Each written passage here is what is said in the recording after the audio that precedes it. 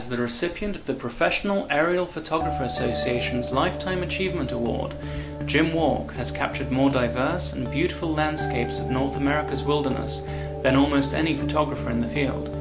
Here, we take a deeper look into some of Wark's photographs from his new book, Leave No Trace, narrated in Wark's own words.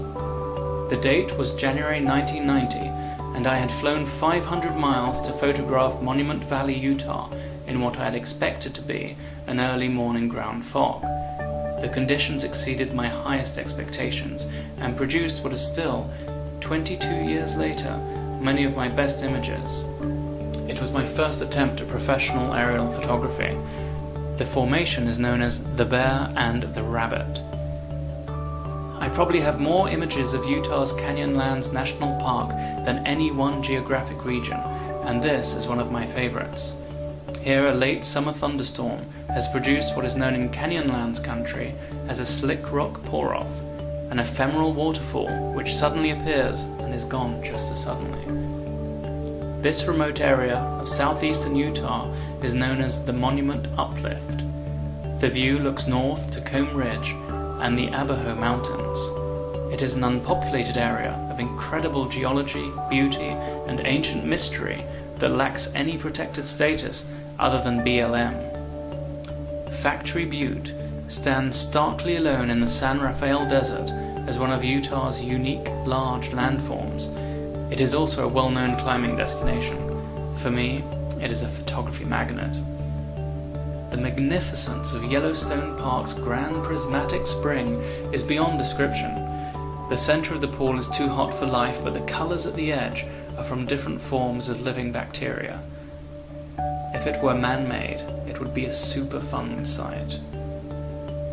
When I look at this image of the ash slope of Mount St. Helens, taken 14 years after the event, it's like looking at the origin of Earth.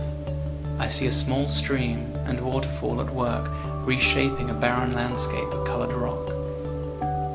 Serendipity at work. I normally do not fly over mountains at night, but after a bear ran me out of my camp, I decided it was time to leave Alaska.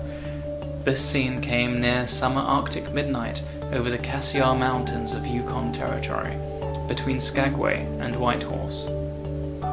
Great Sacred Island is a totally barren, uninhabited place off the northern tip of Newfoundland Island. It is also the final resting place of the British steamship SS Langley Crag. It was wrecked in a November storm of 1947.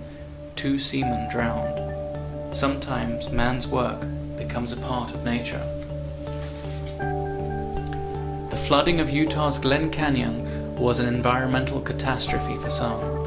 For others, it made possible to visit and explore hidden, otherwise inaccessible places.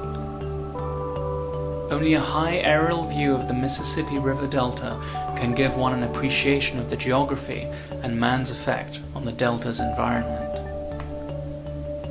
There is no hand of man on Alaska's Copper River Delta as it enters the Gulf of Alaska. The delta is a glorious assemblage of mudflats, tidal marshlands, tundra islands, and braided streams, all framed in a backdrop of mountains, glaciers, and open water. The Carrizo Plain Natural Area, nestled between California's San Andreas Rift Zone and the San Luis Obispo Mountains, is a hidden jewel. Each season brings a different mantle of color and texture.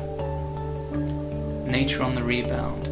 2 years after a devastating wildfire, fireweed nurses new growth in Alaska's Tanana Valley State Forest.